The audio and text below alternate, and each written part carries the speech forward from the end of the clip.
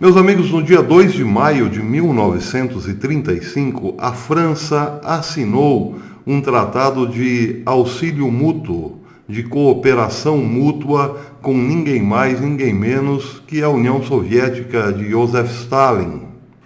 Pois é. E esse tratado foi assinado porque países europeus estavam com muito medo da agressão do nacional-socialismo que ascendia sobre a Alemanha e poderia colocar em risco novamente os países europeus. O medo ao nazismo fez com que a Alemanha se jogasse nos braços da União Soviética. Perdão, a França se jogasse nos braços da União Soviética em 1935.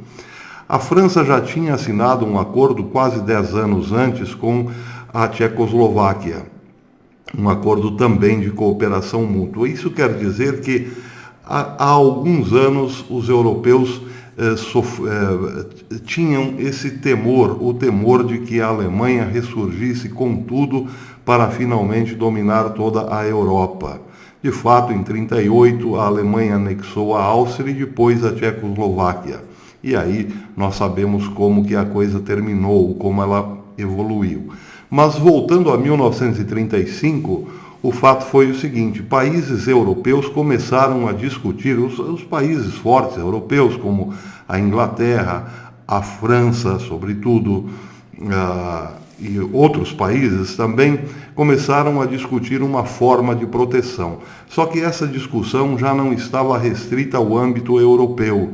Toda vez que alguns líderes europeus se reuniam para discutir a possibilidade de um domínio alemão no continente, o convidado de honra era ninguém mais, ninguém menos do que Stalin. Ou seja, a União Soviética infiltrou-se desde 1935, ou melhor, infiltrou-se não, tomou um espaço enorme desde 1935 dentro da Europa. As atrocidades lá na Rússia e adjacências eram tremendas. Os gulags estavam cheios de prisioneiros, calcula-se que 10 milhões de prisioneiros já existiam, ou melhor, a União Soviética teve mais de 10 milhões de prisioneiros durante a guerra, portanto era um processo já em andamento, o fim das liberdades, uma ditadura feroz, a antiga KGB, o MKV, já contava com mais de 1 milhão de funcionários. E aí, essa mesma Rússia é tratada, essa mesma União Soviética é tratada na Europa como o mocinho da história. Por quê? Porque, como os intelectuais são sempre os mais influentes, não tardou os intelectuais caírem de amor para a União Soviética. Por quê? Porque finalmente a Europa poderia contar com alguém numa futura luta, numa futura briga contra os alemães. E não só por isso, os intelectuais estavam amando o laboratório social, o maior laboratório social do mundo para a implantação do socialismo, do comunismo. A Rússia tinha, sim, para esses intelectuais as suas atrocidades, Stalin agia com mão de ferro, mas tudo isso se justificava na busca de uma sociedade perfeita.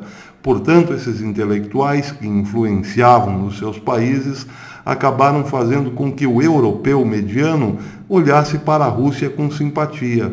Pois bem, a Rússia se provou depois, a União Soviética provou-se depois infinitamente pior do que o nazismo. Bem pior do que o nazismo. Espalhou os seus erros pelo mundo e está aí até hoje.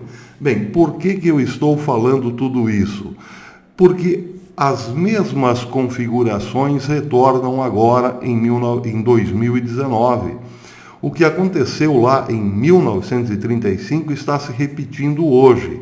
O grande vilão não é mais o nacionalsocialismo de Adolf Hitler, mas o globalismo. E por conta do globalismo, muita gente tem visto com simpatia enorme união não declarada, um tratado não declarado entre Vladimir Putin e Donald Trump. Não é declarado, mas está aí, às caras.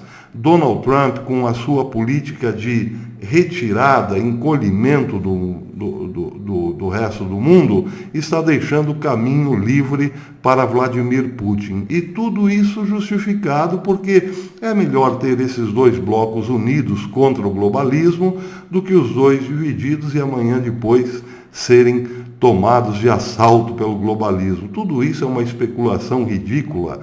Na verdade, o que está acontecendo agora é que a Rússia, que sempre teve esse projeto, já desde o começo da Revolução Bolchevique, projeto de espalhar o comunismo no mundo todo, dominar a tudo e a todos.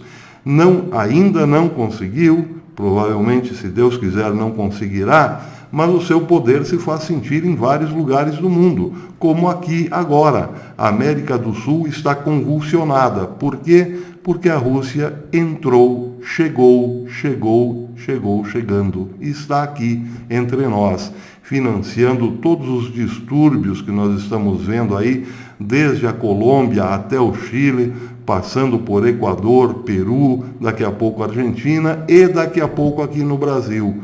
Tudo isso, não se enganem, tem o dedo de Vladimir Putin. Ele segue à risca a cartilha do seu mestre maior, Joseph Stalin. Tentará, sim, de todo modo, fazer um bloco comunista aqui na América Latina. Para isso, conta com o quê? Com o silêncio dos Estados Unidos. É isso aí. 1935 está de volta.